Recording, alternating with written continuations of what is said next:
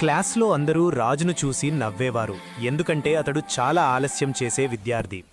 గురువులు కూడా అతనిపై ఆశ కోల్పోయారు. చదువుపై ఆసక్తి లేకుండా రోజులు గడిపేవాడు. ఒకరోజు స్కూల్ లైబ్రరీలో ఒంటరిగా కూర్చున్నప్పుడు అతనికొక పాత నోట్బుక్ దొరికింది. ఆసక్తితో అది తెరిచాడు.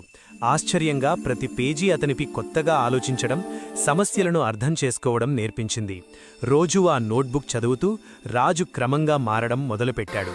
మరుసటి పరీక్షలో అతడు ఫస్ట్ ర్యాంక్ సాధించాడు. అందరూ ఆశ్చర్యపోయారు. కొంతమంది ఇది లక్ మాత్రమే అన్నారు.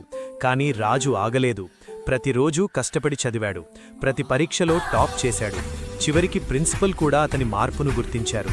అప్పుడు రాజు చిరునవ్వుతో చెప్పాడు, ఈ నోట్బుక్ నాకు సమాధానాలు ఇవ్వలేదు, ఆలోచించడం నేర్పించింది. రాజు విజయానికి కారణం మాయ కాదు, క్రమశిక్షణ మరియు కష్టం. బోధ ఏంటంటే శ్రమే నిజమైన శక్తి. ఇలాంటి కథల కోసం లైక్ చేయండి, షేర్ చేయండి, సబ్స్క్రైబ్ చేయండి.